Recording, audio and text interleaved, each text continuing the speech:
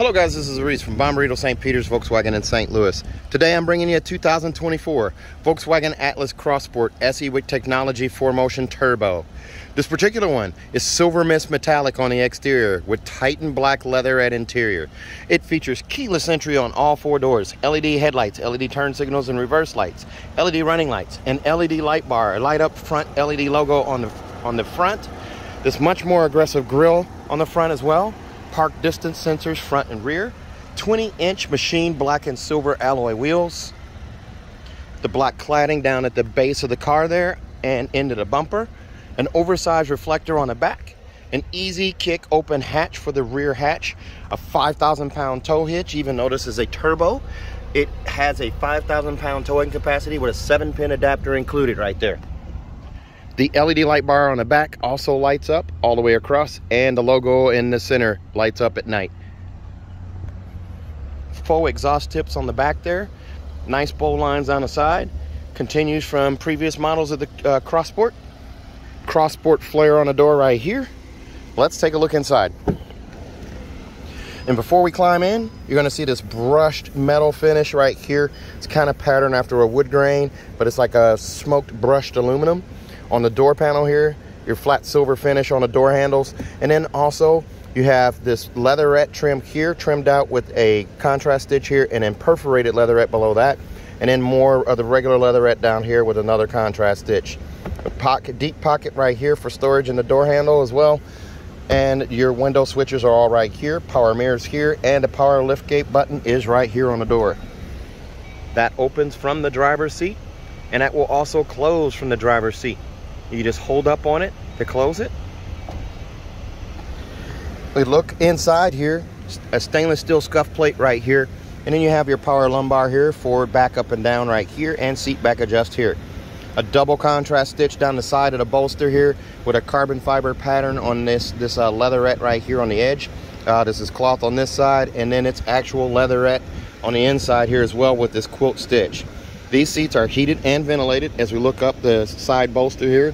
Adjustable headrest on top with a contrast stitch there as well. Manually adjusted button in the middle. And then right here, double contrast stitch on the arm pad as well, trimmed out in leatherette. But before we climb in, we'll take a look around here. There's a look at the back seats there. Car seat hookups on the two outboard seats. Fold down armrest in the middle. And as we do climb in here, I'm going to turn down this fan here a little bit so we don't hear all of the fan noise. Here's a look around. Double vent setup right here. They split these vents now, so they've actually upgraded a lot of things here. The upgrades here are spectacular on this car from what they used to be. That flat silver, or that smoked silver brushed aluminum finish right here continues behind the instrument cluster there and over around to the vent surrounds over here. The leatherette, the trim from the door does continue under the dash, under a layer of piano black, across over to the other side, separated by a contrast stitch there, and more of that perforated leatherette continues back around this side as well and back into the door here. Your light switch, or your switches for your lights, are down here now. This panel was incorporated from the Golf R, the GTI, and the ID4. I think they're going for a universal setup here on most cars now, so no knobs or switches here. You have different modes here. So you have auto, there's your regular headlights, your low beams, and then you also have parking lights, and then off, and then back to auto. I'm going to actually turn it to on, so that way we'll get excuse me, we'll get a look at that when we get outside the car again. You can see that LED light bar. The digital cockpit is now standard in all cars. You get this nice little turquoise color here. Several different views that you can use here. You can arrow down and change between the date, time, driving data, and then also you have different views by hitting the view button as well. You can hit the view button here to get the adaptive cruise control or your assistance menu there, and then you have the circles here as well. And then you can also change by the tabs here, the left tab or the right tab, the left one, the left circle or the right circle, just by hitting the tab here, and you're able to change what's displayed in that. So you can arrow up and then arrow down, acceleration, compass, destination info. So when you do Apple CarPlay or Android Auto, your route guidance will show up here and your next turn can show up here. The steering wheel on this guy, pull out, push in, raise it, lower it, lock it where you want. They did not do the capacitive touch on the steering wheel here, where the pre-spec models, pre-production models had capacitive touch. They kept the buttons here. That will make a lot of people happy there. Volkswagen logo right there in the center. You do have, of course, that view button there. Your speak button right here, where you can actually talk to Google or Siri using that button right there. A long press does that. Volume control over here on the left, song skip and preset skip over here on the right. Paddle shifters have also been added to the steering wheel here. You have that on both sides. Now over here for this infotainment screen, I'm going to tell you what, a lot of people are going to talk trash about this infotainment screen. The reviewers do too. They don't spend time in a car, but as an owner of this car, or a car that has this, once you own the car, it's different. You have time to set things up. You're going to set the things up the way you like them, to customize them just like you would your own cell phone at home. You're going to customize the tiles and do all of that stuff, which is all right here able to do. And then you're not going to have a problem with it. The reviewers tend to get thrown in the car. They get the car for a few hours. They give them the keys to the car for 8 hours, and that's all they get. So they don't really take the time to set it up or anything like that. So I'm going to tell you right now, this thing is super cool. It also does gesture control. There's your main screen right there. You can swipe again. There's a third screen there. Your auto start stop button is right there. You can just hit that to turn it off. You can also swipe inside that. There's your tire pressure, and there's your oil levels right there. I can also swipe back and go back to this home screen. This right here is a navigation tile. You won't have navigation on this car or the SE, but you can customize that tile and take it out and add a new tile. So you just hit the edit button here and you can change what's there. I'm not going to mess with this now because this car will let the customer decide what they want to change. But you've got that right here, so you can change to a different tile and get rid of the navigation tile just like that. That's super easy. Now you also notice ventilated seats and heated seats are on this car. The quick way to get the climate control, and hit right there. It brings up this screen right here. There's my classic climate setting. That's what I'm on right now.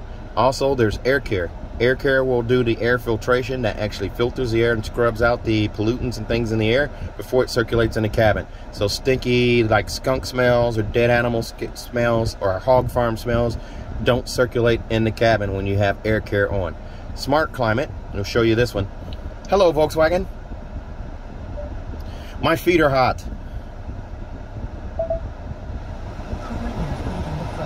If you didn't hear what she said cooling your feet in the front.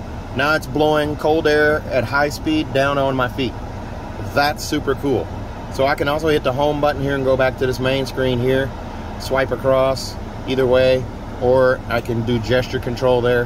To get to climate control again, I can hit this button here, or I can hit the climate button down below, and that brings me back here. Since I left off with smart climate, that's where it defaults to. And go back to climate, classic climate here to adjust vent setup here, and I can turn off the cool feet, and then go back here and adjust my fan speed as well. So now I don't have that blasting fan speed, but heated seats and ventilated seats are right here for both driver and passenger. The sync button is right here as well. I can turn that off, so now I can have a different temperature on this side, and if I hit the sync button, it pairs them back together. They match the driver. Blue and red buttons right here to warm up the temperature or turn down the temperature a little bit. You do also have volume control right here in the center as a slider, and then over here on this side, again, the blue and red. The vents are now dropped down below right here, so you have that, and I can just hit the X to get out of this screen right here. Now the shifter's different now. It's a shift-by-wire shifter here. It controls reverse, neutral, drive, and sport. Park is controlled by this button here. The start and stopping of the car is right here, and the e-brake is right here. So I'll put my foot on the brake here, and I'm going to push forward. You heard that little chime, just like an Audi. It lights up yellow up here to show I'm in reverse. The rear view camera comes up as well. I have trajectory steering. I can turn the wheel left, turn the wheel right. The yellow line moves accordingly. I also get this animation on this side to show my tire swing on either side. So we have that. And then also the red line signifies where the bumper is, green straight back, and the yellow signifies the trajectory. So I'm going to put it back in park here. Now you do also get this piano black finish here, so you'll want to keep a microfiber cloth in the car. You have that little slider right there that opens up to show you where your wireless charger is. You can lay your phone face up down right here. In most cases it'll charge through your case unless you have a pop socket on it, and in some cases the OtterBox won't charge either. But you have more storage over here. This is not wireless charging on this side, it's just storage. 2 USB-C connections right there. Up here above the mirror, the auto dimming home link mirror is in this one with the 3-door garage door memory, digital compass, and off to the side there, you can't see it that well, but there's a USB-C right there as well for a dash cam. The storage bin up here is now gone. They replaced it with a speaker there. Very nice. In the glove box over here, there's your manuals, tire warranty, and also seatbelt clip protectors right there. These cup holders right here, I have a bottle of water in there. One is down a little bit lower than the other one there, so you don't have the lids if you do 2 fast food drinks. The lids aren't bumping each other and knocking one of them off and getting you spillage all around here. There's a little bit of storage right here. There's a lot more storage down here, and you'll see that little key icon right there. That's where you put this key fob if the key fob battery dies and you need to start the car. So you just touch it down there and it'll be able to start the car. Take a look at this key fob. This is the same fob that's in Golf R, GTI, and ID4. It's now coming to Atlas and Atlas Cross Sport. The panic alarm is right here on the side. Remote starts right here. Lock is up here. Trunk release is right here, and unlock is down here. Now the trunk release, this having a power lift gate, you can touch and hold this button here when you walk up to the car, and it will open the hatch. The catch is that will not work if the car is running. If the car is off and locked and you're walking up to it, doesn't even have to be locked, but if you're walking up to the car, you can hit that button and hold, and it'll bring it up. You gain storage here. You lose a little bit of storage in this armrest here, but this armrest is still pretty large. There's another USB-C right there, so you've got that storage in there, and a nice padding right here as well. Passenger seat on this side is a manually adjusted seat. You lift and pull on that guy to move it forward and back. Over on the side, manually adjusted levers here. You pump it up or pump down to raise and lower the seat. Seat back adjusters right here. There's bottle storage right there in the door handle, or in the door panel there, I should say. And you get a nice black headliner here for this car. There's also a power sunshade, a slight swipe right here. That power sunshade goes all the way back and reveals the panoramic sunroof. This other swiper, the left swiper, opens the sunroof. That pane of glass stacks on top of that one back there. Pop-up windscreen right here. Everything up here is capacitive touch, so you slide to open the sunshade or the slider right here for the sunroof. Tap on either side for your dome lights. Tap off as well, and then your information button and roadside assistance button are right here. Your dome light settings are there as well, and your SOS button, the emergency services button, is right there, lit up in green. Let's take a look at the back seat. This one comes in at $46,081. Extras on this one include $1,200 for the power sliding sunroof, $405 for the auto dimming home link mirror, $296 for the monster mats, $275 for prepaid maintenance, giving you a 3rd year prepaid maintenance, $1,350 for destination, bringing you to $46,081. While we're talking about pricing, we do not mark our cars up. We're not adding anything. The only car we add a markup to is the Golf R, and that is because it's a rare car. You do get a sunshade right here built into both doors. On the back now, that's now standard in SE Tech and above trim. More of that perforated leatherette here and leatherette up here, brushed aluminum finish, or the smoke brushed aluminum up here, and another storage panel right here in the door handle. There's a little storage bin here and more for bottles and cups down here as well. Here's a look at the seats in the back. They're also quilted on these as well. As we go ahead and climb in here, here's a look at the pockets back here in the back. You got lots of storage for stuff in those. There's my Rock Chalk Jayhawk socks today. Sorry guys, if you're not a Jayhawk fan, sorry. I went to school there, so I'll forever be a Jayhawk fan.